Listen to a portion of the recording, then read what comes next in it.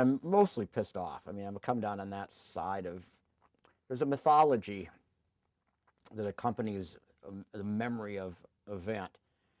And by and large, for my fellow soldiers in Vietnam, the mythology is of betrayal. We were betrayed by our government. They didn't pursue it. We were betrayed by the liberal press. It wasn't our doing, it was their doing. In the same way that after World War I, the Germans were preached to by the forces of what became Hitler. You were betrayed after the end of World War I. Germany was sold down, and by and large, my buddies feel that way. That we could have won the war if only there were more people weren't killed and more women raped and more houses burned. We would have won it. Uh, I don't think they're right, but they feel that way. I think you could have paved the country with concrete and put up a big fence around it. You still have all these people who don't watch it there. You're Americans and we're Vietnamese and this is our country, and you may have the concrete and the bombs and the technology, but you're not going to win us. You may have won a war in a way. Well, I think there are mythologies of memory. And my dad carried with him out of World War II a mythology of America, the Lone Ranger and the doer of good and the carrier of the democratic flame, and had a undercurrent of almost a soundtrack of Frank Sinatra, Gene Kelly soundtrack running beneath it of buoyancy and of virtue.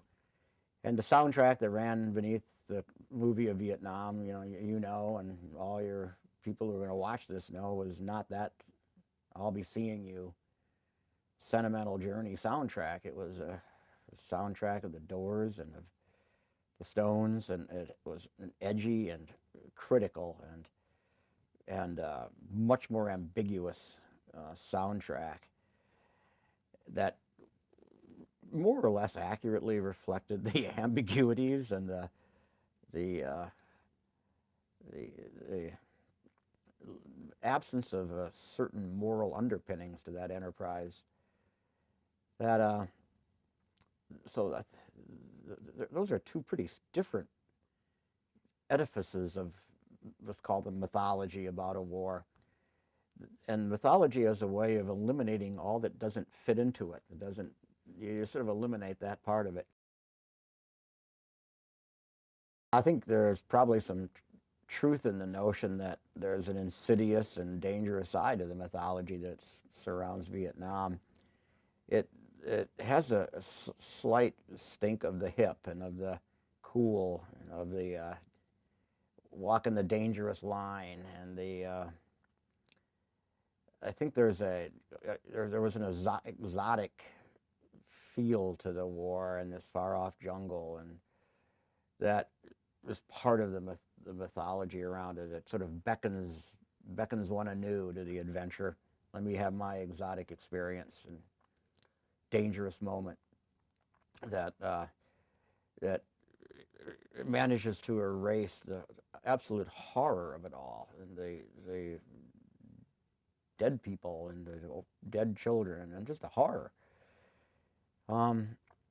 That may be part of what every writer about war has finally had to come to terms with in one way or another, that the pretty great books have been written, including the Iliad and the Odyssey, that haven't ended wars. They haven't ended the appetite for it, and probably won't, though you always hope.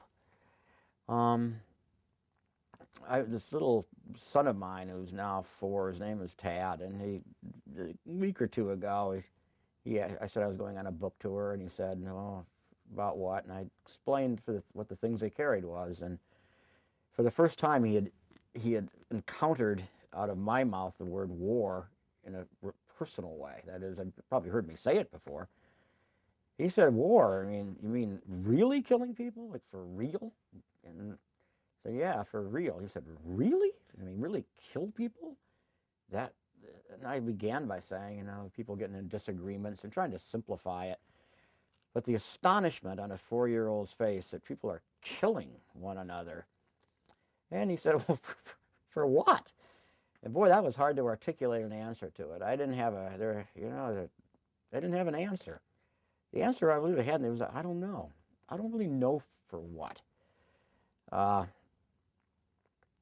I was, though I'm a person who has thought about this stuff my entire adult life, I really haven't yet plumbed the for whatness of, of killing people.